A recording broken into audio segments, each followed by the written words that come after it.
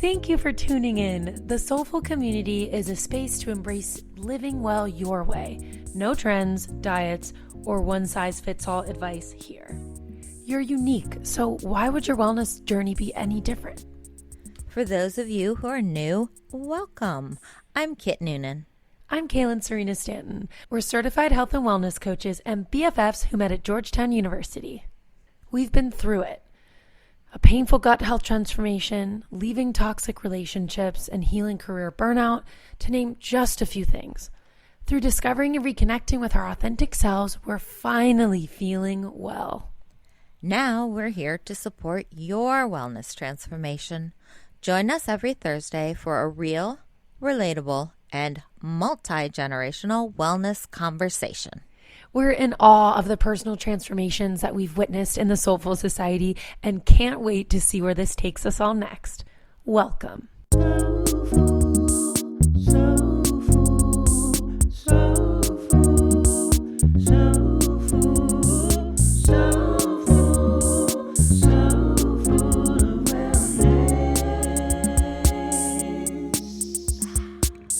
So the end of spring can feel like a rush to the finish line. You know, summer's in sight, school is ending, graduation parties abound, work deadlines loom. It all goes on and on. But have you actually paused lately to reflect on the joy section of your personalized wellness wheel? Have you intentionally taken time to do something fun for you? How much of your current life is filled with obligations and how much is reserved for cultivating joy? How long has it been since your last vacation? Since you've last experienced something nuanced and different? Since you've last genuinely felt a creative spark? When you feel like you're missing your own life, it can be stressful, overwhelming, and plain old not good. Since it's our mission at Soulful Wellness to feel well, it's important that we take time to evaluate how much joy we're experiencing. Yes. Joy, awe, and wonder are, believe it or not, just as important as eating right and getting quality sleep. I'm sure we don't need to remind you that stress is the number one cause of all illness and disease. So that's why today we're going to talk about cultivating joy by changing your environment. When you change your environment, such as surrounding yourself with different people, your thoughts and emotions change for the better. Sometimes we just need to shake things up in order to let go of stress and move into the present moment. I totally agree. Having just returned from a week at the beach, I can attest to the way it gives me a different perspective. It gives me a new appreciation for things that I did appreciate. Like, I'm not even talking about anything wrong. The things that were fine and going fine, and maybe I was starting to even take for granted a little bit. I have a renewed appreciation for those things. But then the other things, the little things that are getting on your nerves and bugging you, and kind of in the back of my mind, I'm thinking I really got to get around to doing something about that, but it wasn't really a big deal thing yet. Those things I feel better armed to tackle. Like, I feel ready to stop putting them off, get on top of it, and implement some small changes that'll add up to big differences and just overall make my life a little easier, a little funner. That's interesting. Like, what would you attribute to that? I think the hard reset of being away. So a week is the longest I've been away in 6 months. I don't know. There's something about being away for a week that's bittersweet. Being at the beach is awesome. I love it. It's great. But at the same time, about halfway through the week, I started more and more to miss little things about being home. And I actually got fully homesick. I went on Sunday and I came back on a Sunday. But by Saturday, I had half a mind to come back a day early. Not because I wasn't having a great time. I was having a fantastic time. I was just really homesick. And I was ready to get back here and tackle some things that need tackling, but I just wasn't equipped prior to leaving. I was too in my routines, in my ruts, just dealing instead of fixing. Well, we talked about this a little bit. It was kind of like an impromptu coaching session while you were there. So, like, what made you feel homesick? Why were you homesick? I, of course, missed my puppies. I missed my husband. I missed my house and the way I have things all set up. Like, I'm a little even rigid about things and places and your systems. Kangen water. Right. My ways, my whole setup. And being ADHD, systems are great for me. They support me. They allow me to be successful. Definitely. But I can also use them as a crutch for automaticity at times. Yeah. So it always feels a little uncomfortable when I'm forced to break out of my little ways. Right. That's what we're talking about today, is like breaking out of those routines and adding some nuance into your life, adding a little bit of adventure. Not literally. It doesn't even have to be literally. You don't have to go ziplining through the jungle, but just something different, even like taking a different path than you normally take. We're going to go over some different examples, several tools by the end of the episode to leave you equipped with ideas and inspiration for what you can do, big or small, to really move out of that, change your environment, shake things up to experience joy. Because I hear you saying, as much as these systems work so well for us, and in particular, we're ADHD, like that really is just life-changing. It's equally as important to switch it up, to change our environment. As you said, that hard reset really left you feeling motivated to take action. Yeah, stop procrastinating on a few things.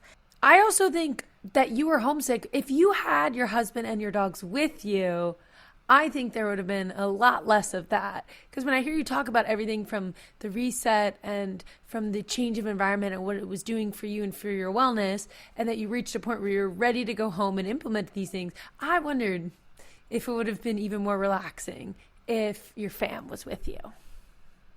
Probably. And I was with family. For people listening who are confused, for like, who the heck were you with? I was with family. It's just I couldn't take the dogs. So my husband stayed home with the dogs, and I was with my aunt and a whole bunch of cousins and spouses. So I was with family, and there was tremendous value, because one takeaway we'd love for you to get from today's episode is the importance of those big ticket memories, those ones that on your deathbed you look back and think, what were the moments or experiences or times of my life that made all the other BS of living worth it? What were the ones I'd do it all again for? The things like the family vacations, and we played games and laughed our little tookuses off and made.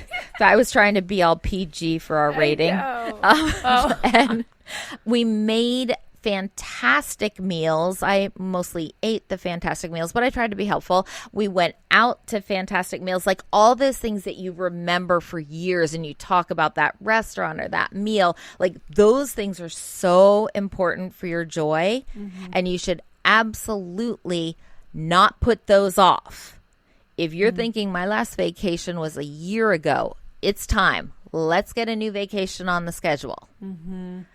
But we realize you can't do those monthly. So we're going to focus in this episode on specifically 4 tools you can use pretty much daily that'll evoke some of these changes or the benefits you'll get from this type of just mix it up a little, see what shakes loose. Definitely. We can get so tunnel vision in our routines and the monotony of the day-to-day that we can often fall into bad habits or have good ones, but just feel a little bit empty or a little bit down or a little bit frustrated or irritated, not realizing that the stress is building up because we haven't made room for play, for fun, for something different, for laughter, and to take a break. Being an adult and being a young adult, it's tough. There's a lot of responsibilities all the time. I think I just said it to JC earlier this evening, I was like, oh man, adulting is just consistent things to do. Just things to get done. Yeah. And moving Hands into down. a house, as big of a blessing as it is, it just feels like this endless to do, endless spending money, endless projects. Homeownership is endless, and it's wonderful. Yes. And I realize it's the thing everybody aspires to, but there is always something that needs fixing or needs updating or repairing. There's always that little list of things that you realize you've got to get to.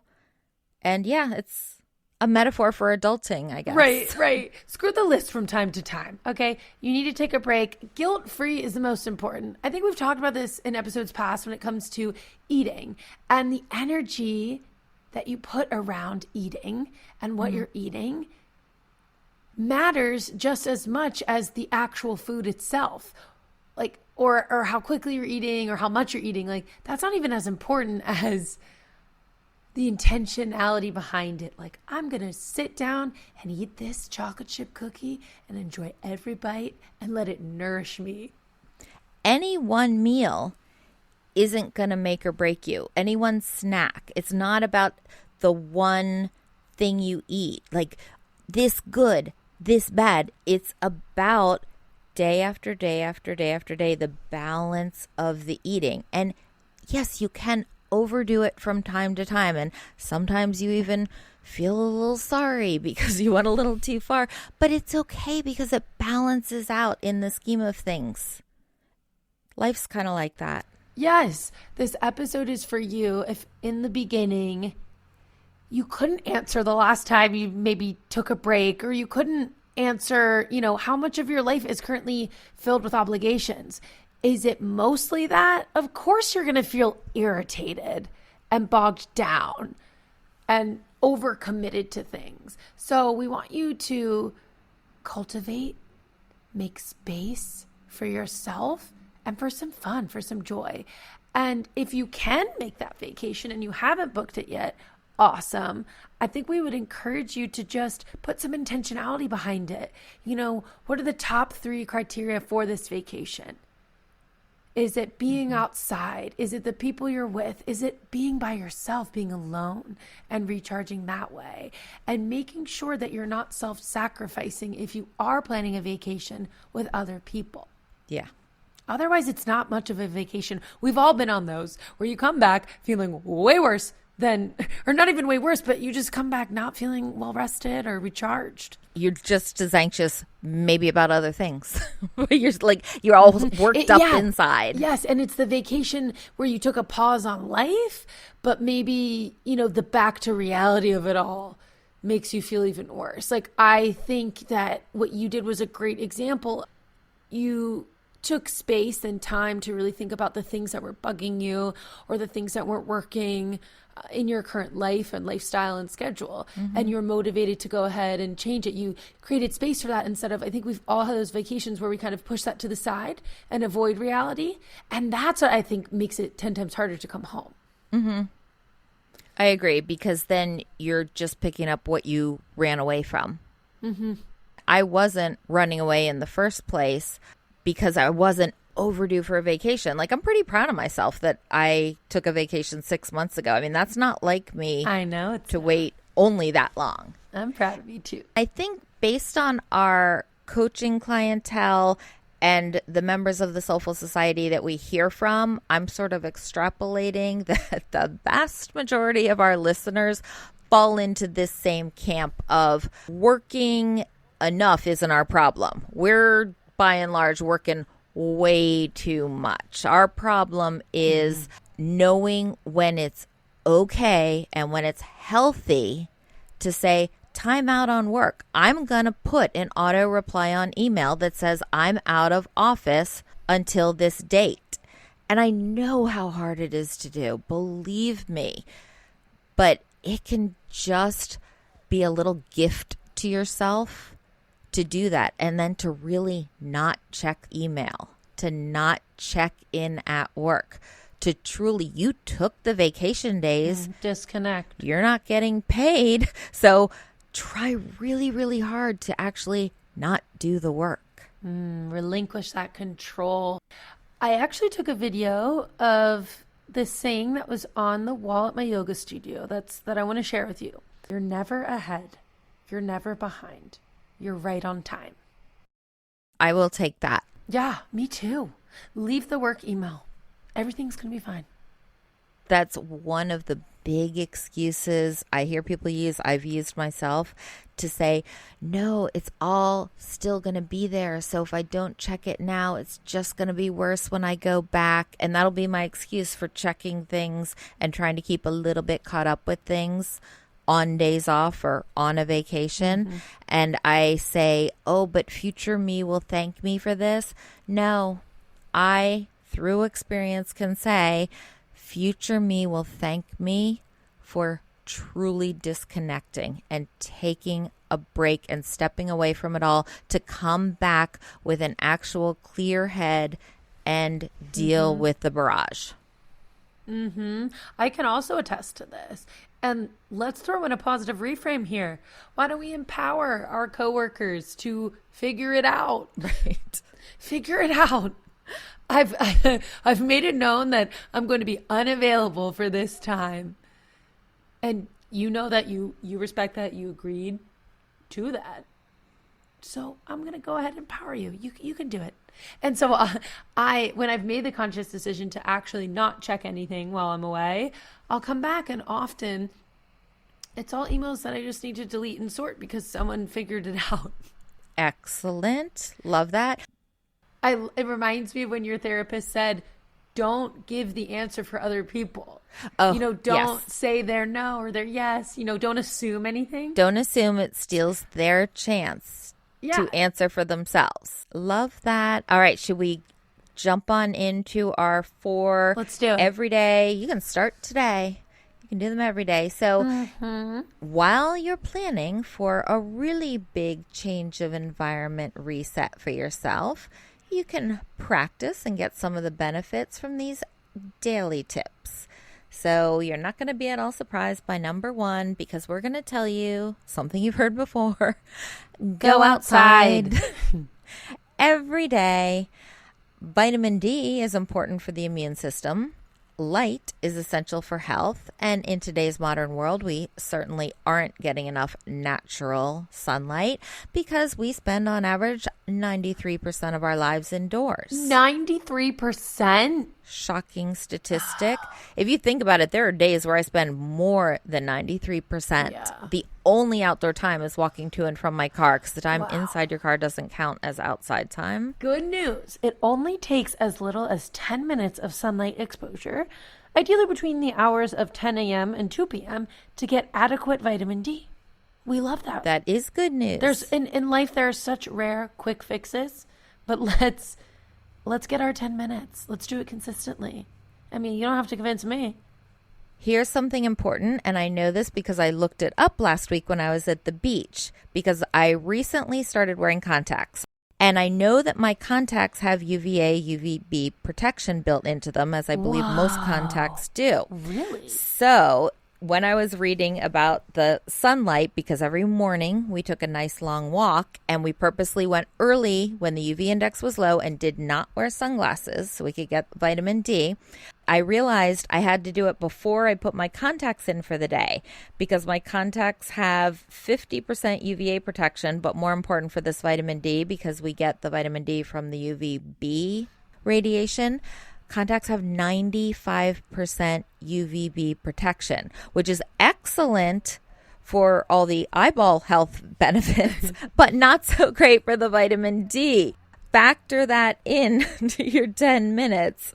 If you're wearing your contacts or if you're wearing your sunglasses, a lot of that UVB is getting filtered out. So just be aware. You heard it here first. Yeah, interesting. I didn't know that. I know. That was a very interesting little fun fact. All right, number 2. Take a 1-day vacation. Love this. So you could do like a half-day hike, a pretend vacation. We have a lot of really pretty trails and little mountains, surprisingly, here in the Maryland, Virginia, D.C. area. No, we are so lucky. I know. If you just think drivability, you can do beach, you can do mountains.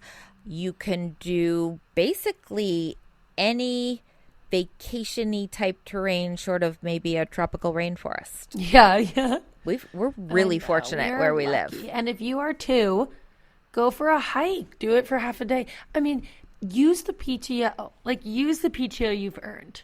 If you can't take a week, take a day, take a half day for you. It's going to do so much more benefit for your wellness and your productivity overall to do this. So you could do a pretend vacation. You could do an overnight. You could even do that on a Saturday if you wanted, on your day off. Like, do an overnight, take a drive or a long weekend. Clear the cobwebs in your brain. Stress has a way of making us not operate at 100% capacity. Cognitively, we're not going to be doing as well. We have too much on our mind and too many cobwebs at the forefront. I just thought of something that I haven't thought of in years because you never hear about it anymore. But when I was a kid, sometime in December, my dad would realize that he had use or lose. So if you didn't use it by December 31st, it was just gone. I feel like we need to bring that back in, but make it quarterly or even monthly. Have a mandatory 2 discretionary days a quarter, let's say, that if you don't use them, they don't build up, to force people to just chill, because we all know, oh, it doesn't matter if we don't use it. I'll just use it next year. I'll use it next year. And you know, we tell ourselves those same stories, only next year never comes. It's all just building for what? Well, you know what's a bummer? People still don't use it. But that's why if you had short little ones with more regularity, because I get that you get to the end of the year and you're like, oh my gosh, I've got too much work. Oh, well, sucks. I'm going to plan this out better next year. But if it were more regular, it's more achievable to just take off 1 day or 2 days here and there. I feel like people would be more inclined to actually do it, because you could do it at a non-crunch time. You could, and just to take a day doesn't seem as daunting. I get taking a week because you're thinking like, oh God, when's the work going to get done? I do like that though, the idea of quarterly. So it really is that small window and you have that opportunity. All right. Well, if you guys come to work for us. Yeah, we're going to kick you out. You come too many days in a row, we're going to be like, no can do. Get out of here.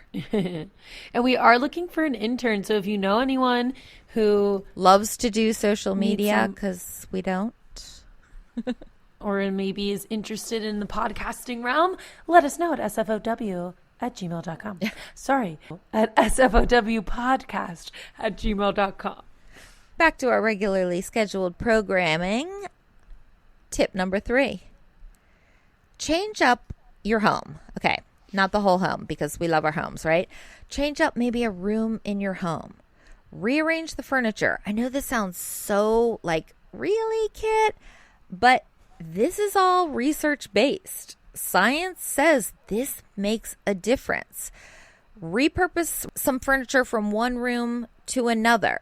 So you just kind of get a different mix going on, a different vibe in the room. Move it around. I'm famous for this. People come over to my house. They're like, whoa, this is different. And I won't have purchased a single thing. Surprise! I'll have moved stuff. And it might be from a room upstairs that they've never been in before, so they don't even recognize it. And I'm like, yeah, got a little restless, move some stuff around. Or you could do the budget redecorate, buy new throw pillows, or just the covers for your pillows. The shams. Or sew them yourself. Not hard. Ooh, I know bonus. how to sew, so it's easier for me to say it's not hard. But if you can sew a straight line, it's not much more complicated to make a pillow cover. I feel like that's intimidating to sew. Do you? Yeah. I mean, I've literally never touched needle and thread. I'm going to bring some over and like rub it on you. Be like, here's some thread. Here's your first thread. Yeah. You could move curtains from one room to another room. Things that you think won't work wind up working. Like, it's kind of fun, and it uses that creative side of your brain to imagine and reimagine and think how things will work. And sometimes I get really carried away, and I think I'm a little architect, and I'll sketch out a room and measure things and do little cardboard cutouts to see if they'll fit. And it's just kind of fun. I feel like because it sparks creativity. One of the questions that we asked in the beginning of the episode was, when was the last time you felt genuinely creative? Stress has a way of also building blockages energetically, mentally. So changing things around in your environment can really spark that creativity. And using different parts of your brain, using your brain in different ways that it's not familiar with, can shake things loose. And that can make a difference you don't anticipate. Mm-hmm. I've seen it happen. I've felt it happen. Mm-hmm. Final tip for today, number 4. All right, plants. We love them. We know them. They benefit us. We benefit them if we don't overwater them and treat them correctly. Plant flowers outside the window you look at, or bring the outside in and create a small indoor garden with herbs, a few hardy plants. For me personally, I like flower arranging. And today I had 2 bouquets that were somewhat dead, and then 1 bouquet that was brand new. And I trimmed them, I mixed and matched them, and it was fun. There were still some greenery, some stems, some fillers that were still alive. So I made a new arrangement out of it. I love that for you. Thank you. It's fun. All right, to wrap up, today we talked about the importance of cultivating joy in your life. We focused on mixing up something in your environment. Get a change of scene. While Soulful Wellness lovingly reminds you to prioritize the time to create those cherished memories, those really special occasions for yourself, like taking the big vacation with loved ones to a gorgeous destination during which you completely disconnect from your typical responsibilities and don't even check in with your job. Oh my God, I'm making it sound like a fantasy. But that might be how it feels for a lot of people. We think you should do that at some point. Definitely. But while you're planning your dream trip, reap the benefits of smaller environment changes by going outside for 10 minutes each day, taking a local mini vacation, changing up a room in your home, and planting a beautiful flowering bush right where you'll see it daily. Thank you for joining us for another week of Soulful Wellness. Peace, love, and light. Peace, love, and light.